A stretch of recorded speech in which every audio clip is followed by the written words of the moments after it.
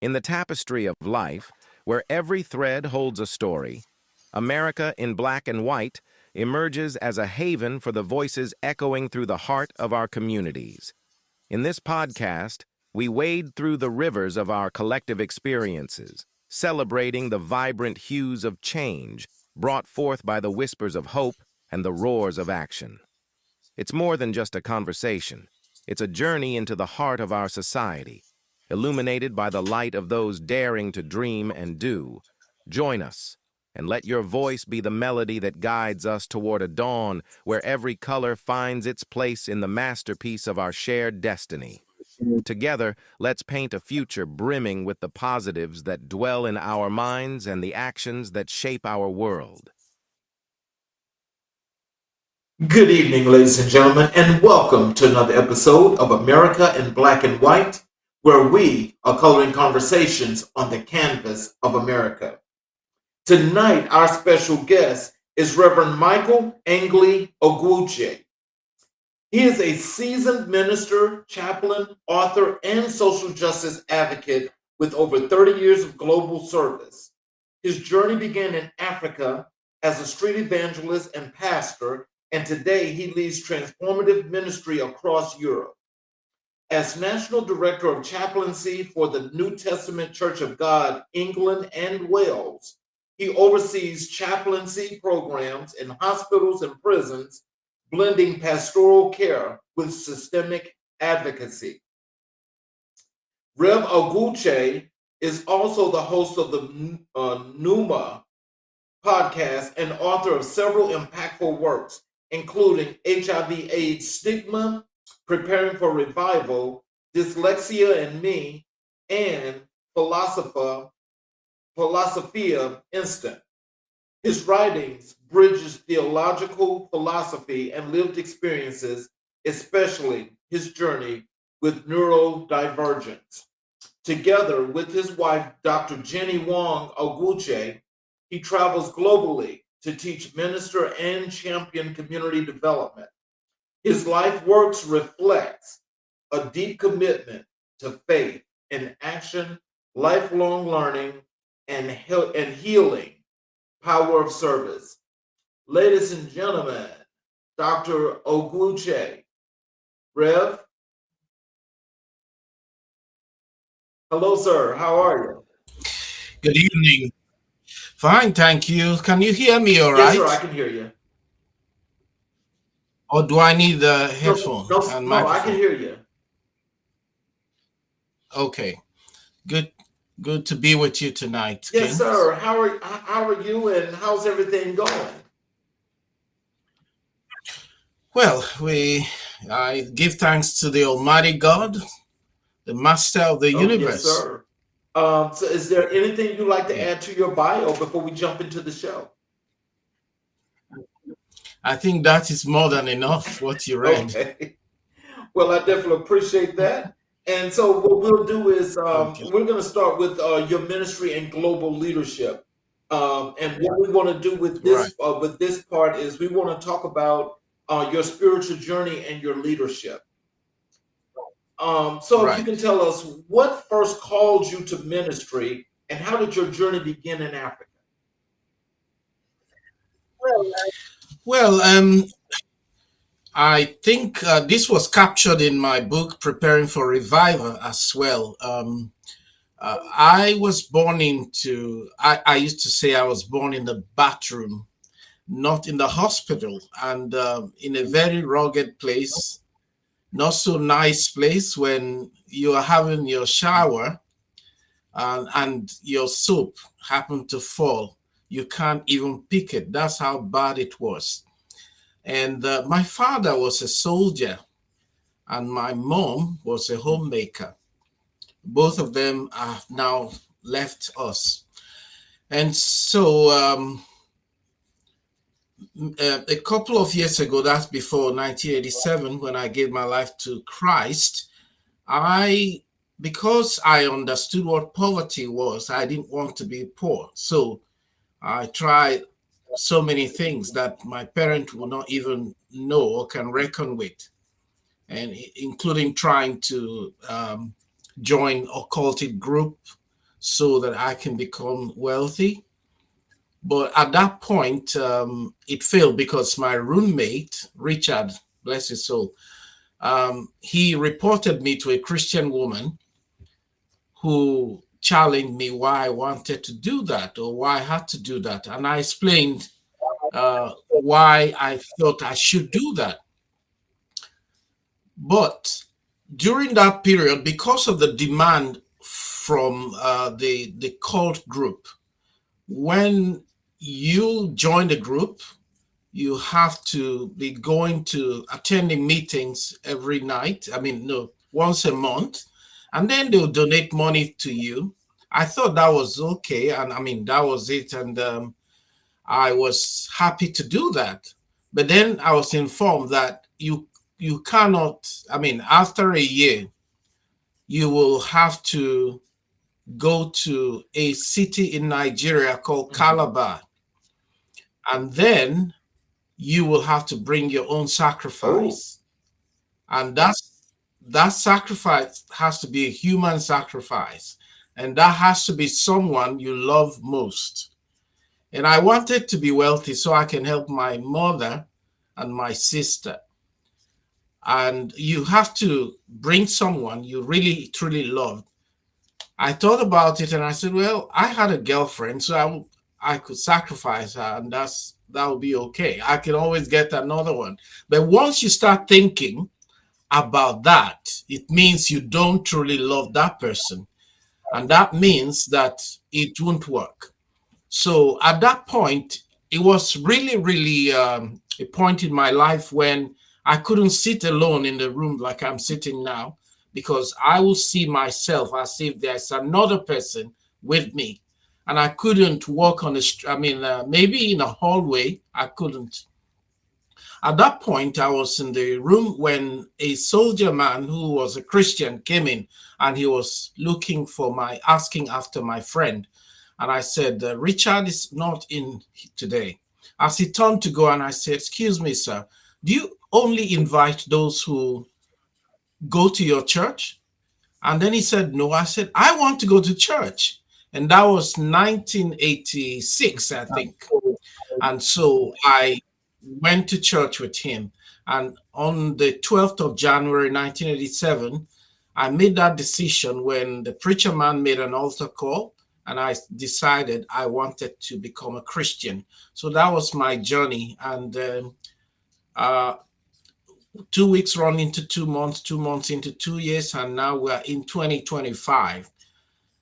So that was my turning point on this side of oh, eternity. wow.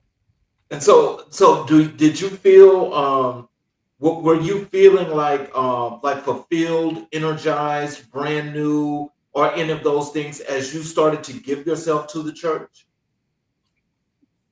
Of course, yes. I think then what we now know as neo-Pentecostal, which is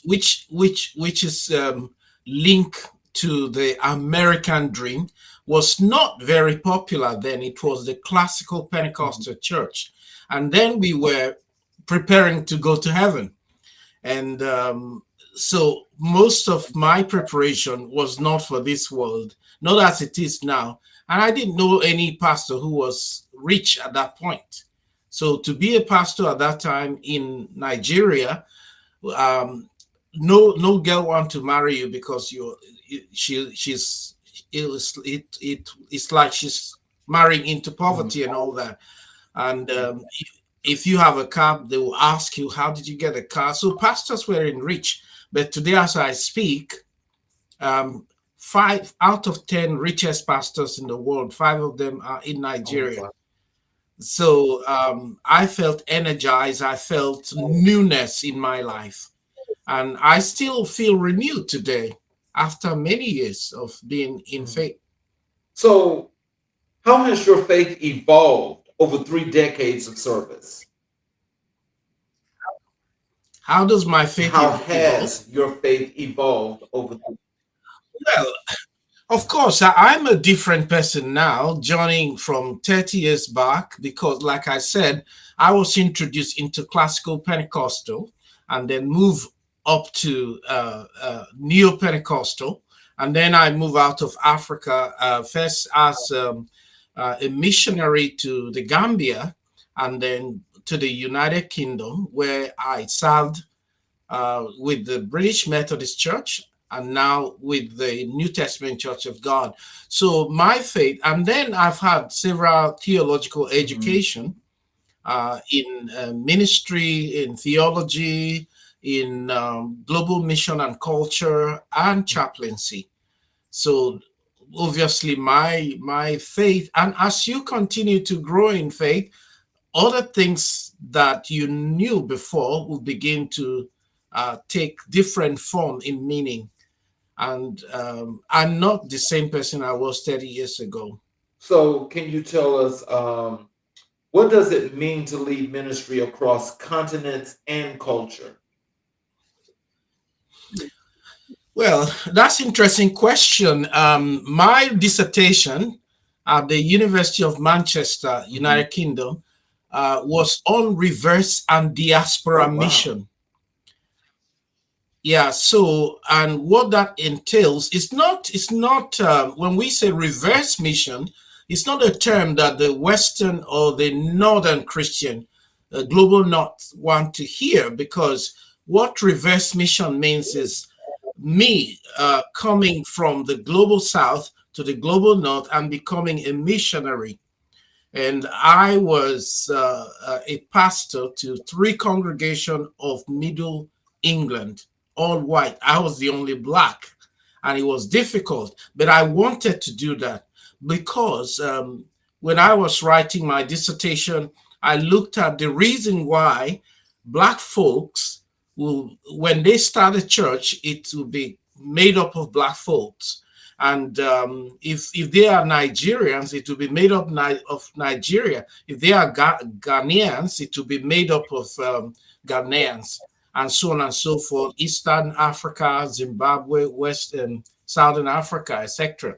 But I didn't want to go that route because I feel that if God's brought me this way, then He surely will want me to minister to the indigenous people, in quote. And so I seek to work that, and that was the reason I went to work with the British Methodists, because that's the only way I can get to the core of the people who inhabit this part of the world. It's been challenging, but in my research, I found that one of the reasons why black people congregate separately from the white folks is because, especially now I work for the New Testament Church of God, which it came from the United States, from Tennessee to the Caribbean. And then when the Caribbeans came here, by invitation of the king, of the queen rather, they wanted to mix up with the rest of the churches, but they were never not accepted. And so they decided to establish their own church. So today, the New Testament Church of God is one of the black majority churches in the United Kingdom. And I think I'm the only Nigerian who works among Caribbeans. And so it's not been easy working across board, because as I said, I've worked in the Gambia, and then I've been to Romania for ministry as chaplain. I've been to other parts of Europe and even the United States as well. So for me, it's only give me a new perspective about the human race. We have one race, and that is the human race. And so I see every human being as a true identity of the one true God. It doesn't matter what pigmentation you come with. Oh, wow. So as you're doing this and you're doing this world travel, you're going country to country. What are your Yeah. interactions with the people that you're meeting and learning of the differences in your religion as it goes per different, all these different segments of the world? What are your interactions with the people that you've come across? What has that been like? Well, like I said, I think I've been to parts of China and Hong Kong And in fact, I have a partnership in Hong Kong. And so, one common thing that brings us together is our common humanity and the belief in Christ. I think one um, notable aspect of human relationship that I found in China is that as a foreigner in China, you're not allowed to join in worship with the Chinese people. That's on mainland China. That's because they don't want you to corrupt the people. You're allowed to go to an international church, but not the church, the indigenous Chinese church. Wow. So, but still, we have one human, one connection as human beings. And I've preached in China, in Hong Kong and other places, and the feeling is the same. And if you become a global citizen, that I consider myself, I believe that that changes perspective about things that we, or how we see ourselves. You see, and again, as coming from Nigeria, we do not have history that we were oppressed. At least not from my own time. So we just go to places and then we feel as free as we can be. So how do you balance pastoral care with administrative leadership? Well, it's not easy, because right now I wear so many hats and it's hurting me. I am a national director of chaplaincy, and then I also sit on the steering committee for the Free Church, which include in fact, all the other churches that are not Anglican or Catholic. So, and the Free Church, we have 200 ministers, chaplains, and I represent the New Testament on that board, and we meet in London occasionally. So that's one responsibility, and I have some paid chaplains and maybe nearly 200 volunteers. Of course, I do have regional directors, and I head that. And then I run another organization called NOPSI, which is the Nigerian Overseas Prisoner Support Initiative. And that's why I travel most of the time, to try and visit Nigerians who are in prison in different countries. And then for example, recently about 34 Nigerians, I don't know if that's happened, they were, involved in drug trafficking, and they were in prison in Thailand, Indonesia rather, and they sentenced them to death. And so I asked the Nigerian government if I could go to see them before they execute them. So things like that. I wanted to be where those who have lost their way in this world are. So, and I work for His Majesty's prison as well. Every week, I do 20 hours at the prison, and then occasionally hospital as well. So I have many things I'm doing. And as I mentioned to you some times ago, I'm also a student at Wesleyan Robert University in state of New York, Rochester. So I'm doing a doctor of ministry. So with all of this, I am very busy. Oh, wow. But I do have assistant as well who help me with most of the things that I have to do. So what's your approach to mentoring emerging chaplains and ministers? What's your approach? What's your approach to mentoring? Okay. Yes. Okay. Chaplaincy is another unique ministry. It's a ministry outside the gate. And I totally enjoy being with the men in prison, because there you see life differently. So, but many chaplains are not young.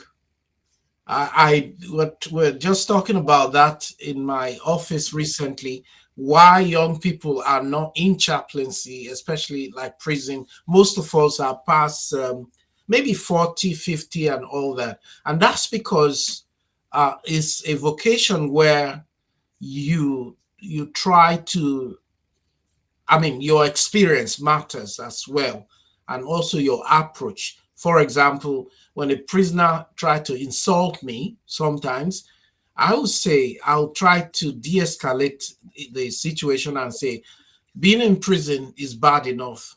And if I were in your shoe, I'll be mad as well. So I'd never get angry with them because of that. So mentoring, what I'm, as a national director of chaplaincy, what I'm trying to do right now is to bring up young men and women to join the British Armed Forces as chaplain.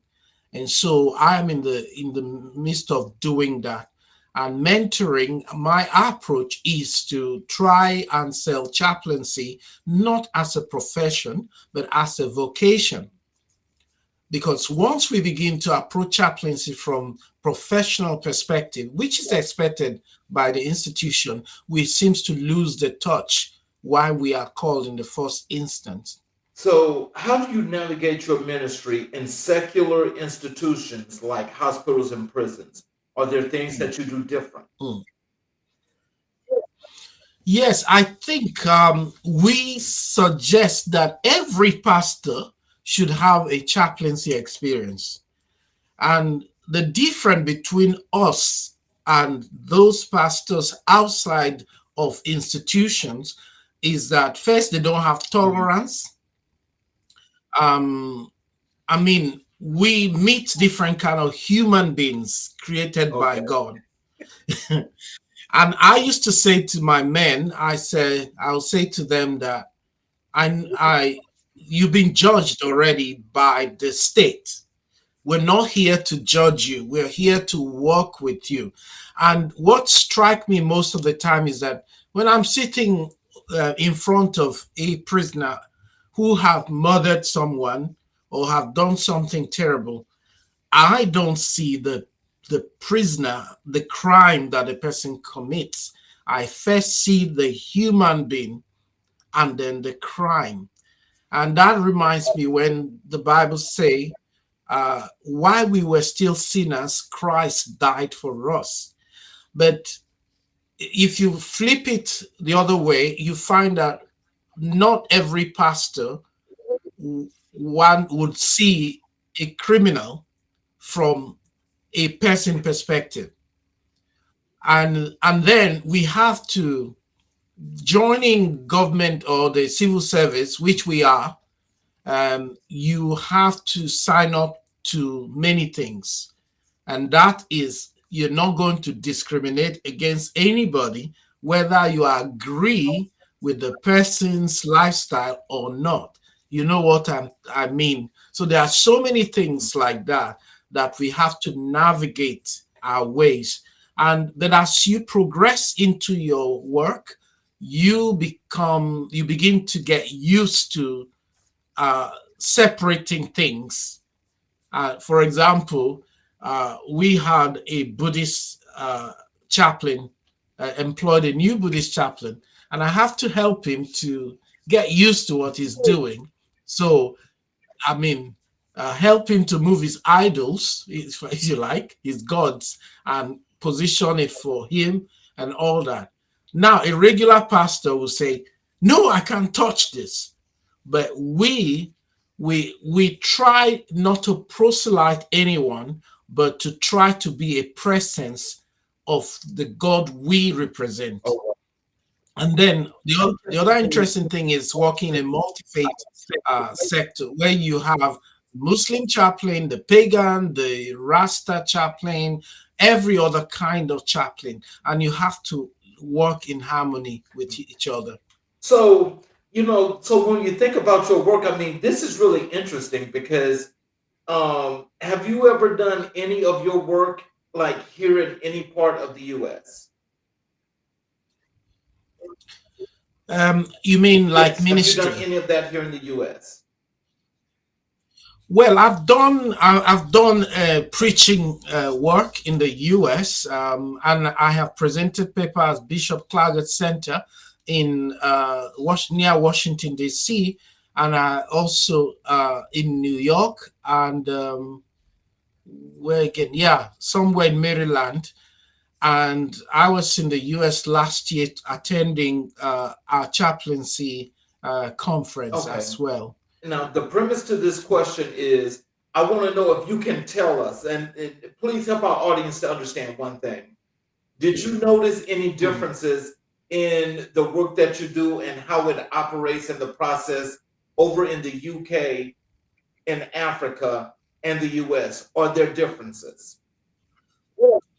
Well, I think for the United Kingdom and the United States, the difference is in the language and Mhm. approach.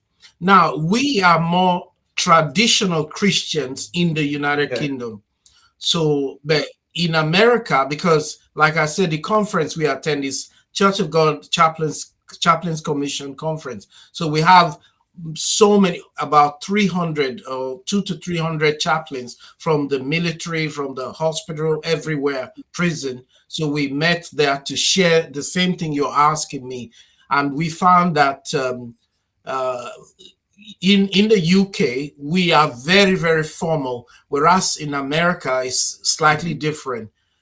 Prison is prison, but I think our prison here were more humane than what you Okay. have there. I'm sorry to No, say, I mean, but that's that's understandable. We how, speak the truth, and the truth is what it is.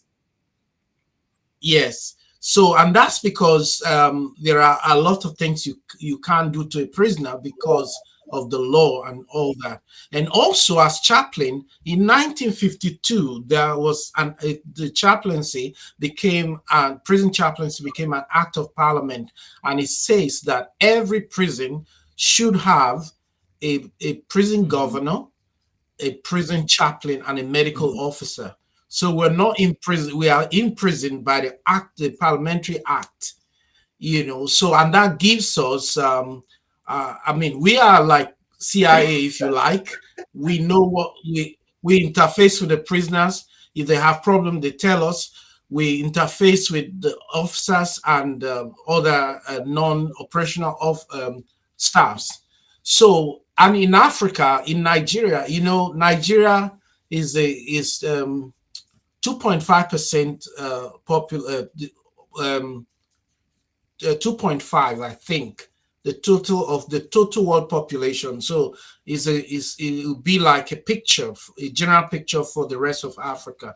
Now, in most African country, they don't recognize chaplain in the way it is recognized in the US and in the UK and Australia or the first world, if you like. And that's because the churches, the pastors go to the prison by themselves, so they haven't seen the need for having chaplain, and they are making mistake. I was in Nigeria recently as well to meet with some of the leaders of the prison to try to tell them that chaplains, we do three things: we provide spiritual care, pastoral care, and religious care. Now, spiritual care uh, is you can't be spiritual without religion. Every human being have a spiritual dimension, and some know it and some don't. But in Africa, when you say that, they don't understand it that way. So when you say chaplain, they think you're going to preach to someone, but that's not what we do. We provide spiritual care. For example, if somebody died, a prisoner lost a family, regardless of faith, we will say, would you like to light a candle in memory of your loved one? Or if they are down in their spirit, we're there with them. And religious care, we provide maybe weddings, baptism, and then pastoral care, we provide that to everyone who need care in our custody. So that doesn't happen in that way in most parts of Africa, but in the UK it's a big thing, and in the US Okay. too. So, what role Yeah. does public theology play in your work today? what role does Public theology play? theology. What part? Okay, public theology, you mean, right? Well, I think again, like I said, every pastor should have a taste of chaplaincy, because public theology, you approach theology not from a narrow perspective, but looking at the general picture of humankind. So I studied chaplaincy, masters in chaplaincy, and then but it's also fitting nicely with public theology, which I am interested in. And so public theology plays a very big role in chaplaincy, because it gives you the broader view of life in itself. And I said to my bishop, I said, um, when the whole churches are closed, we are going to be the last fort that will be present, because we are everywhere. At the airport, you find us. I mean, retirement home, name everywhere, chaplaincies everywhere. And we do not bring religiosity, we bring humanity while keeping our faith in the gods that we believe. So, how do you integrate cultural sensitivity into your chaplain's programs? Well, the unfortunate thing is, in our prison, like the United States, we have a lot of black people, young black people in prisons here in this country. And that is sad, and it is sad in my heart every time I think about why and what is the cause of these young people coming to our prison system. So culture, there are a lot of things to do with culture. And for me as a chaplain, I have to be culturally sensitive to everything I do, because even certain things you say with your mouth could become an issue with other people there, whether prisoners. And for example, if somebody say, if a male, and then tells you the next day, I'm a female now, you have to accept what that person say and address them the way they want to be addressed. So but if you come from a conservative country, that will be very difficult to swallow. And again, because of our approach at chaplaincy and training, you do not judge anyone because of their culture, their color. They are just human beings who have missed their way. So every chaplain is culturally sensitive. Even among our multi-faith team, you have to be careful when you address your colleague who is from a different faith, because they might misunderstand what you are saying. So sensitivity is key. So, what's one moment in ministry that reaffirmed your calling? That refine my Reaffirmed, calling. yes. Oh, reaffirm my calling. I mean, it wouldn't be one moment. I mean, because every day, even today, if I ever feel that I don't have that calling, I have better things to do than sticking out in ministry. So I think that personal relationship that I have built, not personal religiosity, but relationship, knowing that there is a higher being. I may not know him as I wish to know, but I do know that there is a master of the universe. And knowing that give me that, and that I have a relationship. And but to pinpoint one singular point is difficult, because I feel that all of my life, given my background, the only reason why you're able to speak to me today is not because of my background or my birth background, but because of my relationship with God, that He has brought me this far across the world. Oh, wow. Um, Yes. so can you tell us this? And I want to make sure I say this nice and slow because this is a really big question here. Shoot, shoot as much as you can, my friend. So you tell us, how do you define spiritual leadership here in the 21st century? Mhm. Mm. I've just started by telling you about the definition of spirituality. We, I would say, unfortunately, are in an age where, of course, in 2020, 2016, January, the word post truth was injected into our English lexicon. And so, uh, because every year the Oxford updates its dictionary, and then that post-truth got in Okay. 2016. Now, before then, you have postmodernity, and then you define what is postmodernity. Everybody have their own definition, but it simply means that your truth is not my Right. truth. Right. So do you believe Christ is coming? You say, well, let him come, but that's your business, not mine. And that's a postmodern person. Then when we move to post-truth, post-truth simply mean, and we see that play out in politics in America, in across the world. They say, you know, this person is claiming to be a Christian, Mm, and he does the opposite of Christianity. And a supposedly Christian will say, I don't care whether he's a Christian or not, but I'm going to vote for him anyway. And that's a Christian. So post-truth say, I don't care what what the result will be. And that's placed all of us in a mess that the whole world is right now.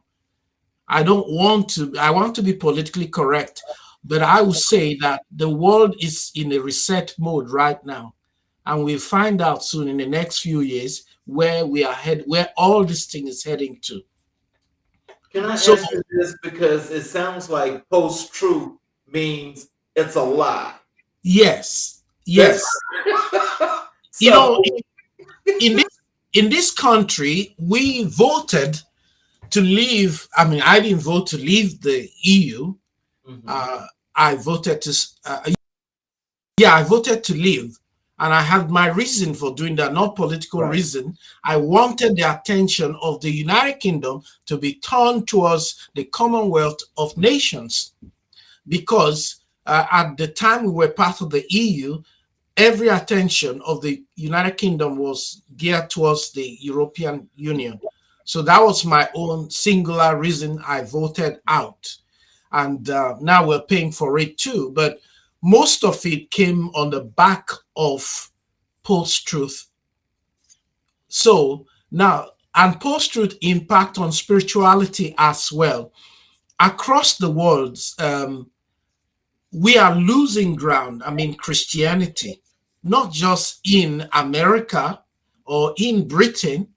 If you go to places like Nigeria, you see instead of Christianity, you find syncretic gospel.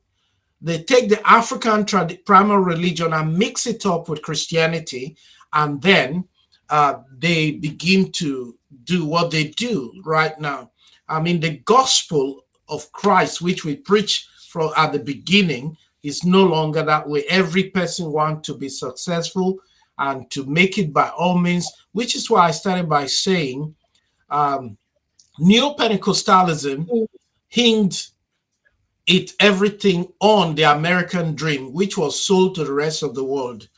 And now that is destroying Christianity in Africa. Anybody can just wake up and say, I am a pastor. And in fact, in America, I think it's worse because you have diploma mills. Everyone is a doctor, this, doctor, that, without substance. In fact, I met a prisoner some time ago, and he said he's a reverend. And I said, okay, tell me about yourself. And he said his friend, who is a Jehovah's Witness, wanted to get married, and then he had to become a reverend so he can conduct the marriage for him. So he went online and find some organization in America and paid £35, and he got a certificate as an ordained reverend. But he had no theology at all. So I think the rest of the world, they copy from the US, and that is taking us not to the place we need to be. And we're in a very murky water in the name of spirituality. So I feel that we've lost the meaning, but we are also redefining what spirituality is. And that's why I said every human being has spiritual dimension, and some are aware, some are not. And you don't have to be a Christian or a Muslim to be spiritual, unless your question is different from what I understand. No, actually, you know, we'll get a chance to talk at another time, because there's something else I would want to interject in that, but tonight is not the time to do that. Okay. Let's transition over to your work as an author and thought leader. What I want people to get the opportunity to learn is your literary work and your intellectual voice. Okay. Can you tell us what inspired you to begin writing alongside your ministry? Well, I guess I'm one of those few people on earth that don't want to leave a legacy when I die. I want to depart the way I come, and I want to be forgotten the moment I die. In fact, I don't want a funeral. I don't want nobody to mourn or anything. I just want to go, and then God brought me here. I finish my part and I go. But then, first of all, if you read from my bio about my neurodiversity, I was born in Nigeria, and people who know me think I am smart, but within me, I don't think so. Of course, I know so many things. I can do so many things. For example, I can't remember a lot of people's name unless I interact with them for a long time. And I also, I couldn't pass exams like other children. I cannot listen to a lecture and write at the same time. But I didn't know what that was. But I was ashamed as a young person growing up. Why am I not like this person? I forget so easily and all of that. So I think the teachers in my book called Dyslexia Me, not my dyslexia, Dyslexia Me. So the teacher will advise my parent that, look, this is not someone who should be, he's not cut out for academics. Let him just go and learn something, a trade or something. But I wanted to be educated. And so I was in Cliff College in England, and I met this Jewish man, and we went to the library, and he got 15 books, and I got 7. And he was giving 2 weeks, and I was given 1 week to return the books. So I asked him, why are you getting more books and more days? And he said, I'm dyslexic. Then I said, what's that? And he wrote it out for me. And I went online and I checked, and I saw all the symptoms. And I said, wow, so I'm not exactly stupid. It's just that my brain is designed differently. And so I had an assessment. And then with the assessment, I get help from the government with laptop, with softwares, mind mapping software, and all those things. And I think more in pictures than in word. But to answer your question, in order to put my thoughts down, I decide I need to write. And then I started writing on different subjects. In fact, my two books coming, one is marriage, tracing the history of marriage to where it starts. Because a lot of people think marriage is what they call white wedding is a real marriage, but no, it's the one the parent did. And then my other one is Christian thought on death and dying. I want people to see death and dying as going to Spain on holiday rather than feeling it's something bad. So, and so I just want to put my thought out there. And preparing for revival, I was inspired by my early days in this country. I was disappointed when I came here thinking I'm going to see a lot of Christians and all that. And I found not. And I thought it's time for us to prepare for revival, which must begin from us as individuals. So, how do your books reflect your personal and theological journey? Well, I think in theology we have, and maybe in other literary discipline, we have different kind of critique method, and one of the ones people use most of the time is reader response critique criticism, meaning that you pick a book, my book, you read it, and then you interpret it from your own point of view, when maybe that's not what I mean to write. So the way I approach my writings, I approach it from I'm not writing for money anyway. I'm writing what is really inside of me. And all my books, if you read them, they have element of lived experience. Even for the HIV/AIDS, some people have asked me if I had AIDS. No, I don't. But I lost someone, a very close cousin, to AIDS, and I decided to contribute. And so I've been part of the International AIDS Society, both in the US. I was in Canada, Montreal, not long ago. I volunteer as a volunteer supervisor for the conference. It's the biggest AIDS conference. And so I've been speaking to churches too and present papers on that particular subject. So, and the book is dedicated to my cousin. And then Dyslexia Me is about my story of dyslexia. And then Preparing for Revival is about my experience also of this country and the West. And it's written to the British public. And then Philosophia Instant is a collection of thoughts that I have, which I dedicate to the men in my prison. So, can you tell us this?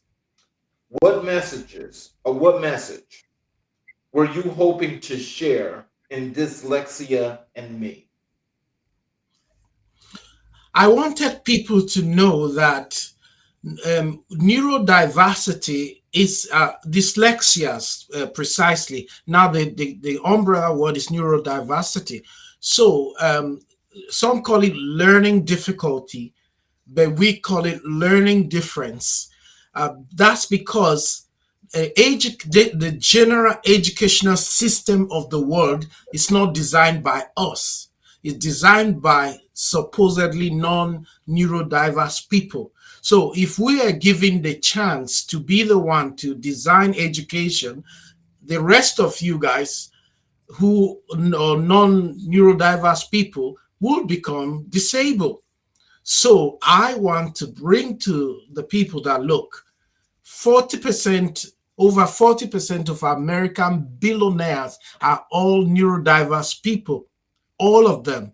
In the UK, we have Richard Branson, we have all these other people. Richard Branson, for example, left school at 16 with PhD today and all of that. So we just need to be able to know that when your child is doing things slower or different, it's not stupid. It's just that the brain is wired differently.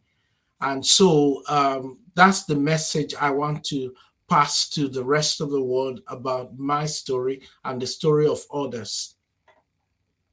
There's a comment here in the chat here. This is from B. Marcus Flanders. He just says peace and blessings.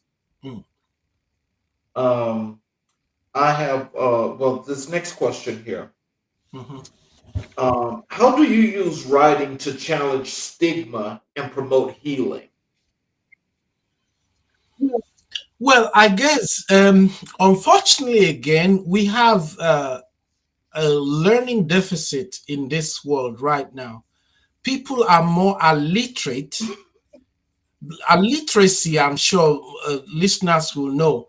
Illiteracy is you can read, you can write, but you don't want to read. Mhm. So you want to watch instead. And then people now, they are more into micro learning.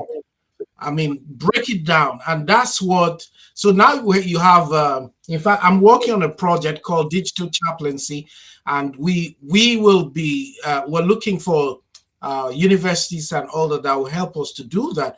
And what we want to do is to employ uh, platform like ChatGPT and train them as chaplains to be able to be available for 24 hours and it's a triage that can uh, that can flag off any danger. So now people want everything broken down, and so with the advent of artificial intelligence, you can do this so easily in minutes. So like you take my book and you put it through ChatGPT. What is this book saying in 5 words? And it'll tell you what the book is saying. But you do need to have uh, uh, NA to use AI, NI to use AI. NI means natural intelligence, and then AI, artificial intelligence. So you need the both. So people are not reading now, and we have to explore. I was in Singapore a year ago.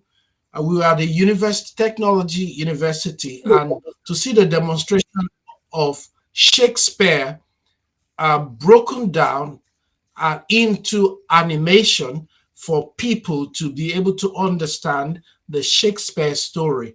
So writing, while it will challenge people, our thoughts in our writing will challenge people. Unfortunately, not too many people read anymore. So we have to find a different way to break this down, either through micro learning or any other way. Well, I'll tell you like this. I've got all of his writings. And for me, Mm-hmm. I don't want that no other way but to read those words myself. I can't Yeah. do that thing like most people do, which you're right, because I do Mm. know a lot of people that just says, I prefer to read it to me. I want the audible book. Yeah. I don't want to read, just hear the Yeah. audible. And so you're right Mm. about this, is that I understand how there's like so different, it's divergent when it comes to just learning in general. But when you think Yeah. about that, and you think about, I'm going to still use your book, Dyslexia and Me. When you think about the Mm. divergence in learning, and you think about your book, how can we make that come together as one, in your opinion?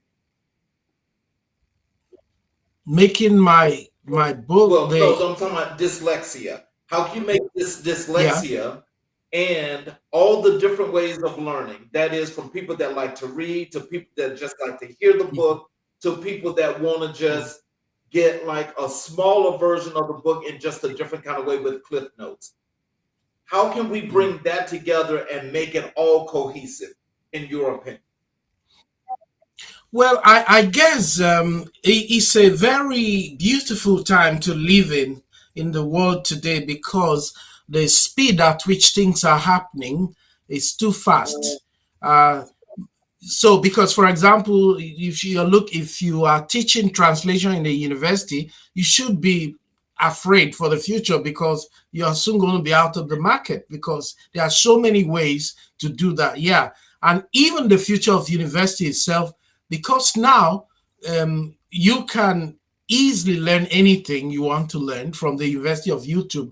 So I think that the future of all of this thing, bringing these things together, is what is now called macro learning, where somebody will pieces the whole thing and break it down one after the other. It's just, for example, if you teach an African person, let's say a Yoruba person, mathematics in Yoruba, they are likely to make A than when you teach them in English, because they have to deal with several layers, like you translate it to the first language and then to the second one. So in the same way, to bring all of this together is to continue to explore. But I think, because I love macro learning as well, because it helps you to understand,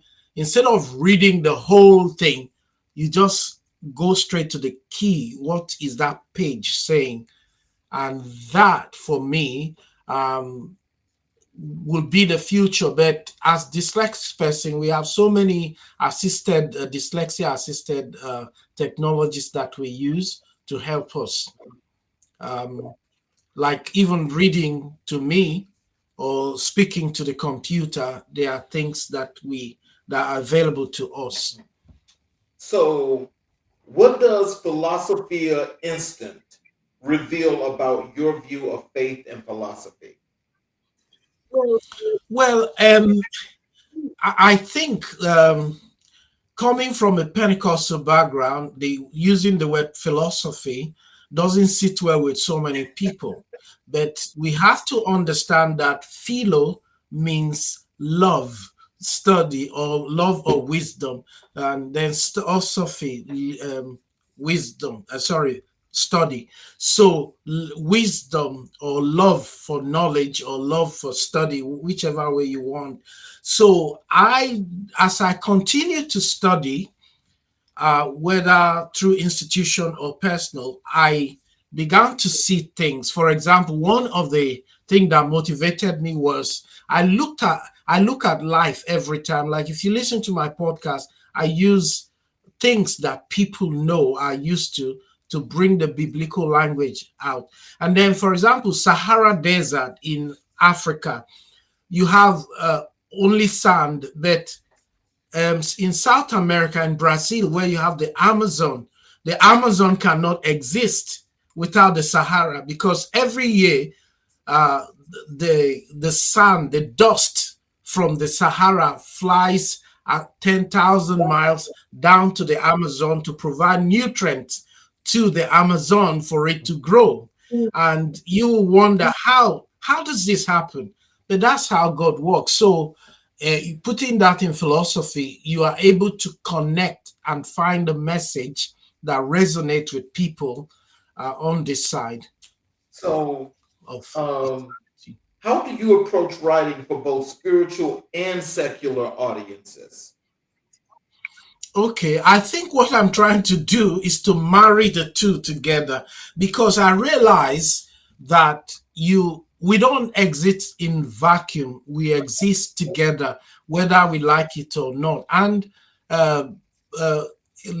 earlier philosophers like René Descartes, the French philosopher, Saint Augustine, all these guys, they had faith, and yet they were philosophers. So what I really want to do, if I can, is to marry philosophy and faith, or religion, if you like, together, so that it makes sense to the modern or not post-truth person. Because religion in itself is not enough anymore. People need more than that. They want reality. How does this work? And where does God come in at all? So if we bring secular knowledge and biblical knowledge together, they can surely make sense to the next generation. And to add again is that I might be the last generation of people, or my generation might be the last. You call it Gen Z, Generation Z, as we will say here. They are different breeds of people, and they will approach religion differently, and we need to start preparing faith in different way for them to receive it in their own language. Now I want to just do a follow up here before we move on because I want to get your opinion on something. You Okay. mentioned Rene Descartes. Now, I am a Yeah. lover of philosophy as well. And with Okay. Rene being a mathematician that turned philosopher, Mm. you know, Yeah. his techniques were a little unique because, I kind of thought about him as well as the way I thought about Isaac Newton. And when I say Mhm. that, it's just that Rene Descartes he was trying to revolutionize the whole world with his concept and Mm. his way of thinking in philosophy. Now, when with him doing that, as much of what you know of him, do you Mm. think that the practices and the way he went about philosophy is Mm. something to think about as a subpart, as in the thing you were talking about with bringing the thing with divergence together with everything else. Do you think that that's where Mm. Rene Descartes was going with his form of philosophy? Well, I think my favorite part of Rene Descartes is his dreaming argument when he say, "I think, therefore I Yes. am," and I think it's so beautifully crafted, if you like. Yes, I think for me, if you ask me who is your best philosopher, I would say Rene Descartes, because first it's closer to my generation, not all this Pluto and the others who are just maybe people, fictitious people. I'm not saying they are, but Rene, at least you can find his village and everything and all the other thing. So I think I want to follow his path, even though I'm worse in mathematics.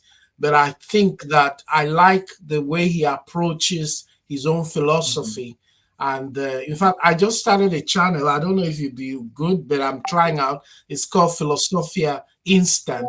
And I'm trying to bring something the same way, taking from here and here, mixing them Okay. together to a message, So I think Rene Descartes will. I think I understand him more than the even than Kant. Kant is more recent, I Yes. think, but Yeah, Immanuel Kant I you're talking about, right? yeah, Yes. I got his yeah. books. Yeah, but from the dreaming argument, because when I was studying philosophy at the University of Stirling, I did for a year, and the first thing they told us was to deconstruct ourselves. Mhm. You're not a Christian. Why do you know you're a Christian? Maybe you are not even Mhm. existing. And so I was really blown away with that kind of theory. And I start as a Christian, I question the resurrection of Jesus. I mean, the faith and everything. And I said, couldn't God just save us and not bring Jesus to die? Why? So but still I survived it and I'm Right. here. I'm still a Well, Christian. see that was Kant's thing. He actually that did make you think a lot about religion because some of the things that he mentioned and the way he talked about Christianity and Christ and this higher being and so forth, it really makes you think. If there is a higher being, how come you never seen him? And if you've seen him, why is it that you don't Mm, know who it is? Therefore, there yeah. cannot be. So, Mm, I mean, that's just how you want to see it. But again, it goes a little bit deeper. But I'm just saying, and just mm, when I mm, read that part of my particular philosophy class that I was in when we was reading Kant, I was like, okay, now that was crazy for me to do one thing, and I'll never do this again. mm. I actually went to question both my mother and my grandmother, and I asked them those questions, right? Yeah, yeah, No, that's yeah, a non-starter. We're not talking about that. yeah. But it is good. I mean, if we're going to talk to the next or this Right. generation, we need to speak in the language. They speak the language of questioning Mhm. everything. And time has passed when you ask a question to your pastor and he'll tell you you don't have to ask. It's a mystery. Forget it. No, it's not mystery. These guys want to know. Unless if you don't know, you just simply tell them you don't Right. know. So now let's move over to your work here in social justice and advocacy. What I would love for people to Mm, learn about what you're doing in this is your work in social justice and your commitment to community engagement. mm. So can you tell us, what does social justice mean to you as a minister? Well, I think if you ask an African American, I'm sure you will know what social justice means to you and to that society. We talk of Martin Luther King and the others who, Al Sharp is still here, and I hope he's Yes. still here, and then the others. So I believe that more than preaching on Sunday, I preach more in prison now than in regular church. And as I go into prison, I see the suffering that is going, the mental suffering. And myself, as a chaplain, I suffer from Messiah complex. And Messiah complex lead me to compassion fatigue. And so I want to do something. Sometimes I really will cry. I remember, and I don't know who's watching this, because we there are some things we shouldn't be saying. But one day I went into a cell and I saw this young black person, and he was talking about his mom and all that. I said, look, if you truly love your mom, you shouldn't be here. I said, when I see you in the same pigmentation like myself, I feel I'm the one in that cell. How how long can we continue to do this? I was invited to another high category prison to speak on Black History Month. And again, many black men there, they wanted me to see the racism going on in the prison. And I couldn't do that. I know things are going on there, but I said to them, I'm here today to tell you about Black history. I'm not talking about before my brothers, our brothers were taken across the ocean. We had kings, we have wealth, we have everything. But some of you don't know that you came from a background that is substantial. So that's why I'm here today.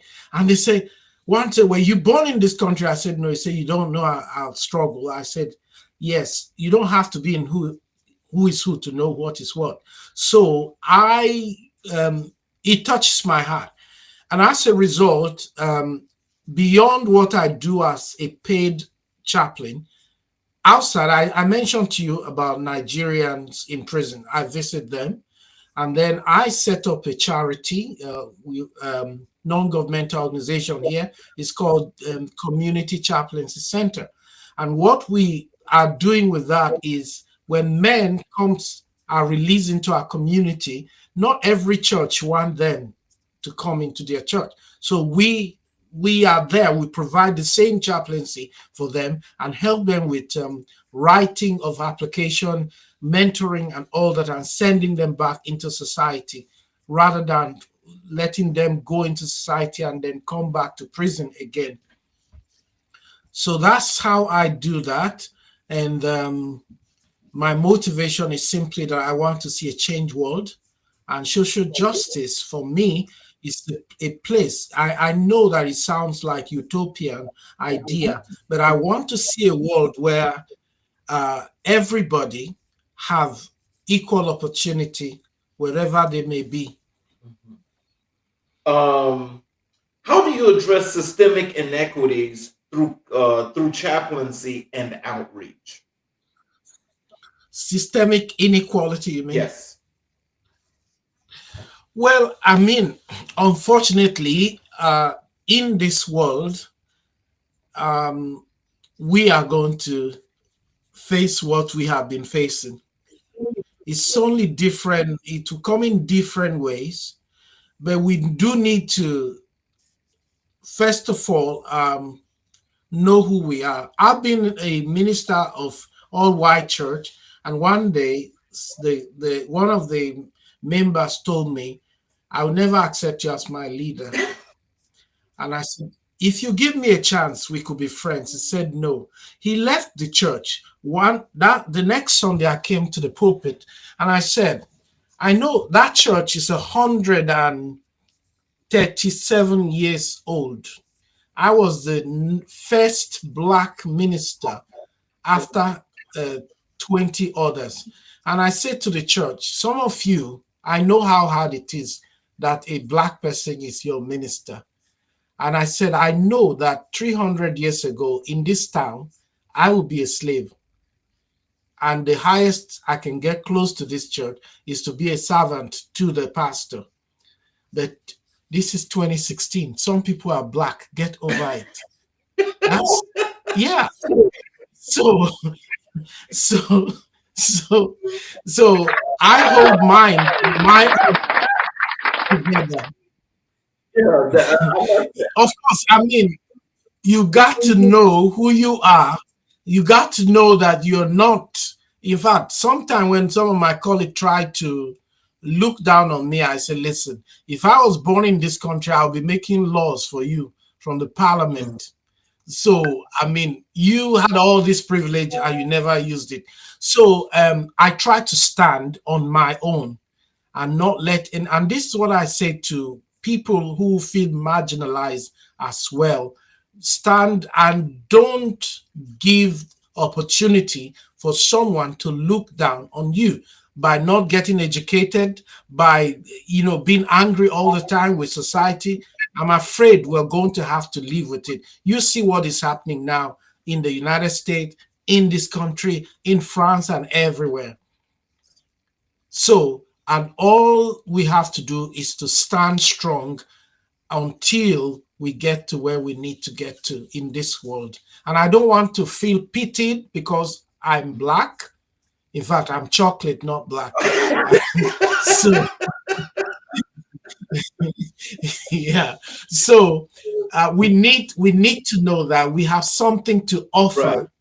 And even when we offer, they don't want to accept it because it's coming from us.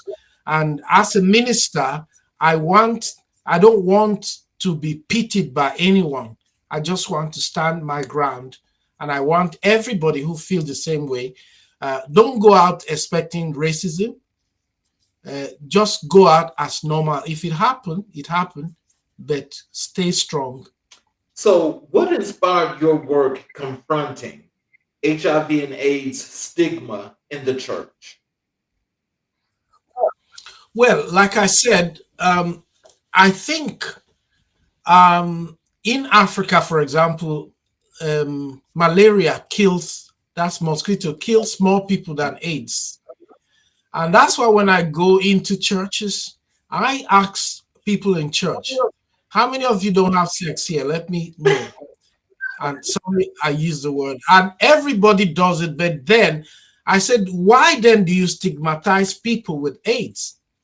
I was in a conference in Barcelona, and then I met Canon Gideon. He forwarded that little book.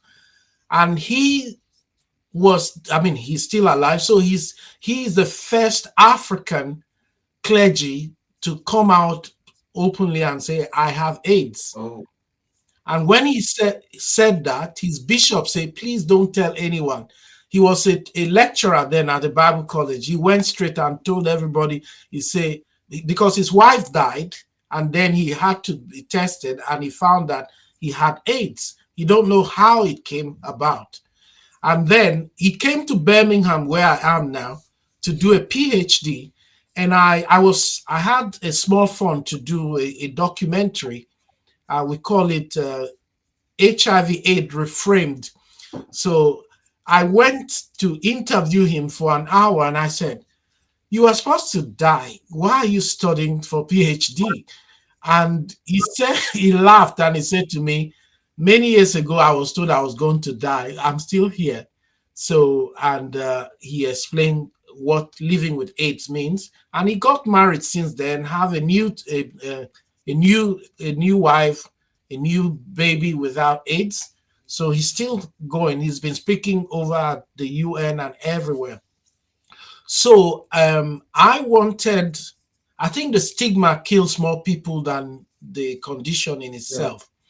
And so I wanted, because the church have that power that can spread this. And then the other reason is that I used to live in Scotland, and I met this man who stopped taking his medication because his pastor told him not to, that he's healed. And I'm sure by now he's gone.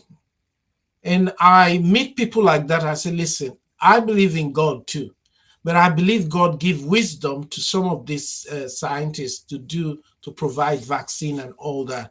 So I try to encourage people, do not stigmatize people, because that drives the whole thing underground.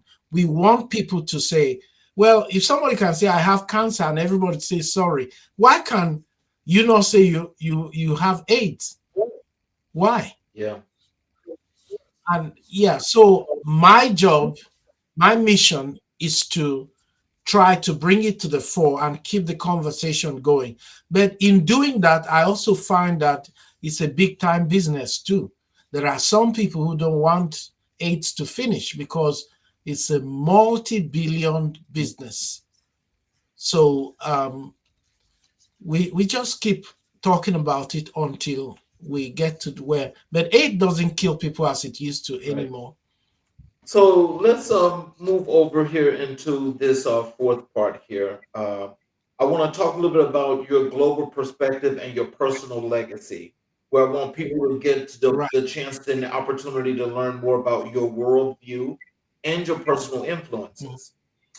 How has your international experience shaped your theology? Yeah, I think I've answered part of it already. First of all, going around the world, you see different people and different cultures, and that definitely must impact on your worldview, what you know about the world. And this day, and every time I travel, I always I write a small story. Next 2 weeks time, I'll be in Santa Susana in Barcelona. I'm going to write something about it too. So in terms of my faith, it brings the variety of I learn about other people's style of worship and their spirituality, because sometimes it's so easy as an African person, um, which I know is the same thing, because our brothers and sisters, they took the same charisma from Africa, and that's why the churches in America, black churches, are different also in terms of worship and spirituality. We believe that it comes from us. So it's helped me to learn more about the world, and the what works in Africa may not work in Brazil, and what works in Brazil will not work in some part of the United States of America and also United Kingdom. So I see the world different, but I see the world more as homogeneous, in the sense that this all of these places are created by God for His people, and we just make artificial boundaries. For example, if you were to look at African map before 1600, it's totally different from what it is Yes. now.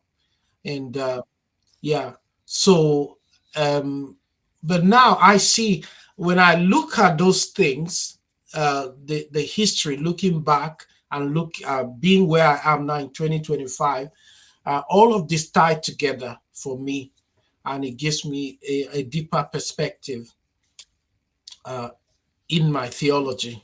So, what lessons have you learned from ministering across the continents? Yeah, the lesson the lesson for ministry um, is that people, again, people have they approach spirituality from different perspective. And for example, I was in Romania some years back, and I see that the Romanian Christians are not very, very different from the African Christian. Their approach to God, yeah, even though they are on the European Right. continent, they are quite, they are kind of similar in my view, and they receive the gospel like Africans will receive.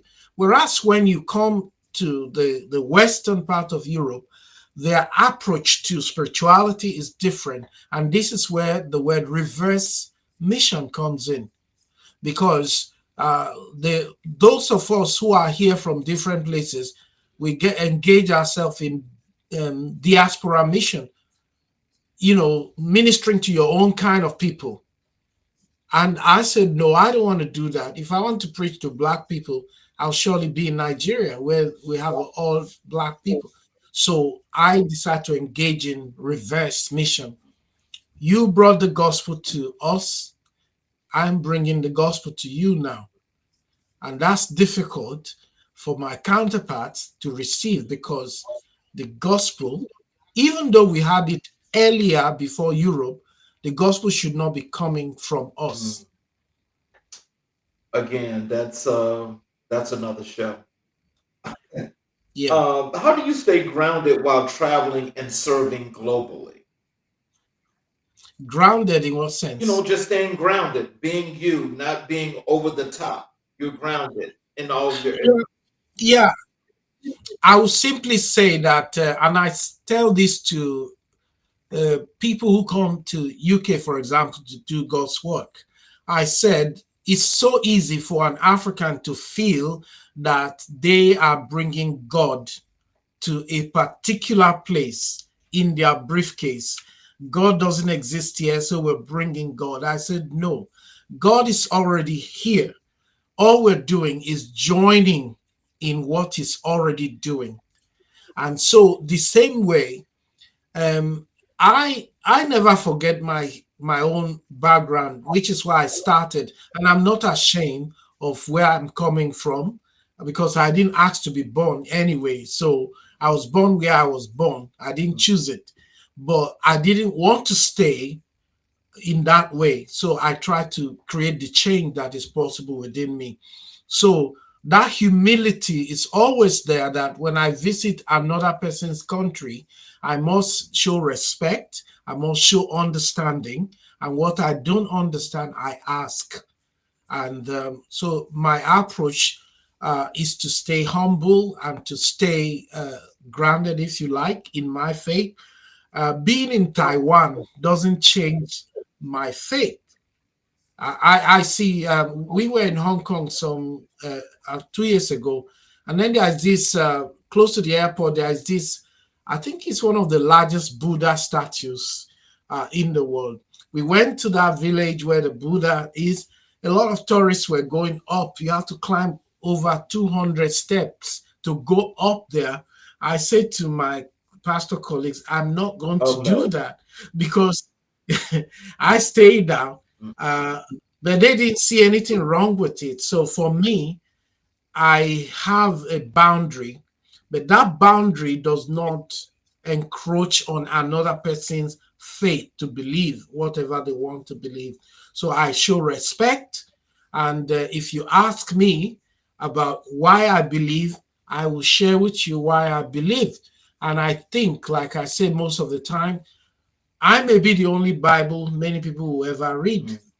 So I have to be conscious of my attitude anywhere I go. And your attitude will determine your altitude.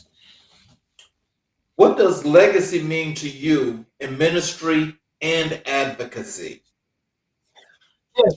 Yes, like I said, I don't want to leave any legacy. And my reason is, those who want to leave legacy, by all means, they always step on other people's foot.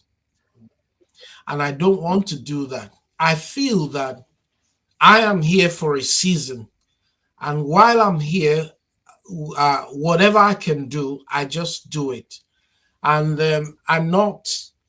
I know that some people say, when I say that, some people say, but you've written some book. I have over 200 and something podcasts out there. And um, some people say, but those are legacy. I said, well, I'm not doing it because I want to leave it behind. So for me, I just want to, by the time these hands of mine no longer move and my mouth no longer able to say a word and I lie still or lay still, I will be satisfied that I did what was possible for me to do. And if there's anything I'm looking forward to, I don't care or know what somebody else think about it.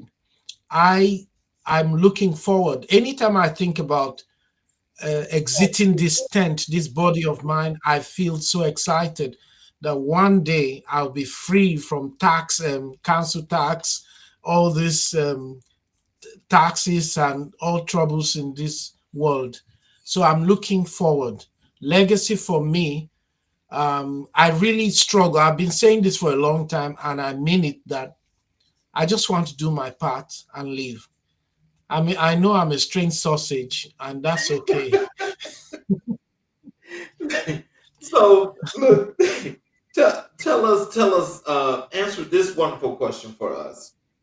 How has your partnership with Dr. Jenny Wong Ogwuche enriched your ministry? Jenny's a minister in her own right, and she traveled more than me. She's been to all six continents and all of that. So, and she's a lecturer too at the university.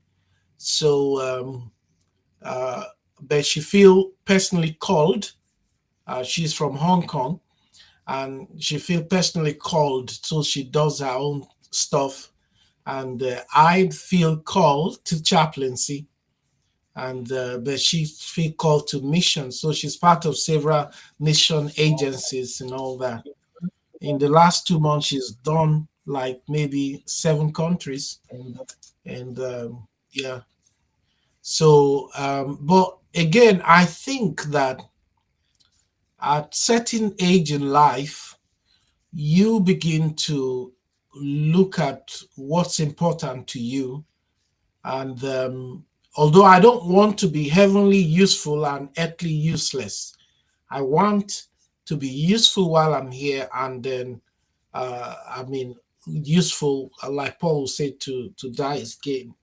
I mean, to live is Christ, or to die is Christ, or forgotten how it's framed. Yeah, so when I'm here, I do my best, and when we die, also, I think what we call family here will take on different meanings. It will be just on the day I die, it will just be me and my creator. So, but we, as the Bible says, iron sharpens iron. So we challenge each other in what we do in our different ways. So, last question. What's your vision for the future of chaplaincy and public theology? Yes, I have just offered to do something like that for the Global Methodist Church in South Africa next year. So I hope I'm given the opportunity, and I'm exploring how uh, the chaplaincy can become a real tool in the hand of the GMC in America, which is not worldwide. So I have, in fact, I'm attending a conference with them in Barcelona next in 2 weeks' time. So to answer your question, I feel like I said, chaplaincy is the last thought, because even though I'm employed as because I am a clergy, so they know I'm clergy. At the same time, I have to do statutory duties when I go to work. So it's like the government pays me to do what I should be doing anyway, and I'm glad about that. So the future for chaplaincy for me, I think, is like the digital chaplaincy we're working on is the future as well, in trying to redefine what chaplaincy is and making it more available to people. I know some of my colleagues that I told about the project, they are not happy at all. They said this will make other chaplains to lose their job. And I said, well, let's say there are 10 chaplains, 5 will lose their job, and that's okay. So I think there's future for chaplaincy in the UK, and I think in the US too. So, and I'm optimistic that that's where God wants me to be in the meantime. So, in conclusion, what are some words of wisdom and encouragement you'd like to leave for our audience, as well as if you could tell them how they can connect with you on your social medias, your website, tell them about your podcast, all of that good stuff. Yes, I think for the people listening to the sound of my voice right now, I want to say that we live in an interesting time, and a time where if you're not careful, you get exhausted about, you wake up in the morning, you listen to the news, you suddenly don't recognize the country that you thought was your country anymore, because some people are, bringing other kind of uh, thought processes, putting across, and it's impacting on the mental health of people, especially in America, especially in Europe, with the rise of far right. In the UK, I think it's borrowed. I see Mr. Musk, Elon Musk, addressing a crowd in in London the other day, and the person who organized that huge event was one of our men in prison. So, um, but the thing about it is using the cross, the signal of the insignia of Christian, to perpetrate whatever far right ideology that they are putting across. So for some people, they feel that can become a mental health issue for them. But I want you to know that you don't need to be afraid. Just be strong. When you feel down, look unto God who created you, that He will be the strength you need in this difficult time. We don't know exactly what is going to happen in the future, but let's hold on to what we believe and hold it strongly. And as for connecting me, I am on, because I work within a security, the social justice, or the criminal justice system. We are limited to what we can do online.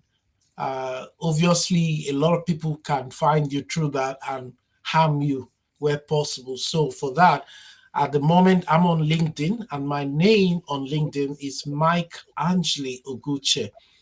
I used to be just Mike Angley, but I decided to protest with my grandfather's name and add that in for identity's purpose. So my the quickest way to find me, if you want, is Numa Podcast, which is spelled as Papa November Echo Uniform Mike Alpha and podcast. Numa Podcast, as in pneumatic. So if you just Google my name, I think you find me if you want to. So that's I'm not so much on social media because of the line of my work.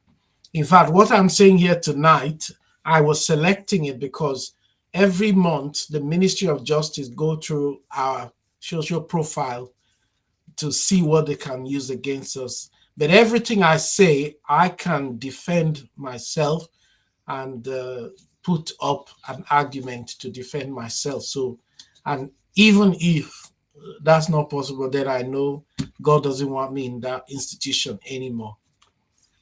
So, Well, I want to, first of all, let me give you another applause. thank you so much. Thank you, Mr. Liz, I Kings. definitely appreciate you for being here, and this knowledge and this wisdom, and getting people the opportunity to learn and know more about who you are and what you are. Because Yeah, each and every person that's been on this show, you are a part of that mm, Black excellence. And that's yeah. exactly what Thank we you. exude. You are one of the heroes that people need to know about. Even though you're there in the Uh, UK and you're making that difference, they need to know mm, that they have mm, you, that mm, whenever, especially the spirituality gets to the point of what you were just talking about, when that discourse gets to be yeah, so hard, they need somebody to yeah, help get through that outlet. I think you're that person. yeah. And so I want to thank, go Thank ahead, I'm sorry. No, I just want to thank you too for bringing me on, and it's been an enriching time getting to know you, talking to you, and to those who might be listening. And it's really an honor to be selected to come here on your show. Yes, sir. And I want to thank each and every individual that was watching tonight. And you guys got this experience. For those of you that are watching this interview, we're the Rev is over in the UK. This is our Mhm. second interview over in that region of the country. And again, Okay. it's an excellent experience, and I hope that everybody has enjoyed. But for those of you that are watching on Okay. all the channels, and if you have not yet Mm, subscribed mm, and did the notifications, enabled all the notifications on all the YouTube channels, I ask if you would please mm, support us, and please do that and help us out with that. And for those of you that are watching on any of the other channels, just remember that you guys will have the opportunity, of course, to do your subscriptions as well. But I would also ask you all to take some time and go through and please join our community, because our community is growing and it's filling pretty fast, and there's never going to be enough people to join. So we always want people to join the community. And for those of you that are going to get the link to our magazine, please join our magazine community. I want to, mm, if you all got the message from Rev tonight, the one thing that you guys should have gotten is the fact that there are many, many facets of actually communicating and connecting with people. But when we talk about spirituality, there's a times where a lot of people, besides the differences that people see, and they make those differences without actually taking the time to learn, causes more of a difference than what's necessary. Now, we're mm. talking to another person here that has actually made this decision, well, not make the decision, but has come to grips with his reality that, we can do a lot of things together. And so when we do what we do together, it may seem like, it's a different approach for some people than others, but hey, we're doing it together. Let's take the time to get to know people, communicate better, learn more, and let's expand. In these dire times, we all need to be working on something that's a little bit better, and our approach has to be a whole lot better as well. Has to be meaningful, but it has to be different. I want to thank you, Rev. I want to take too much more of your time because I know it's pretty late where you are, and No, and I that's want to okay. thank everybody that has joined tonight. And I will ask you all to please join us again tomorrow night on America in Black and White, where we will continue the color conversations on the canvas of America. And we have another great guest for you guys tomorrow. You all have a great evening. Have a great evening, Rev Angley, and I will definitely be in touch with you. And we will see you guys tomorrow. Have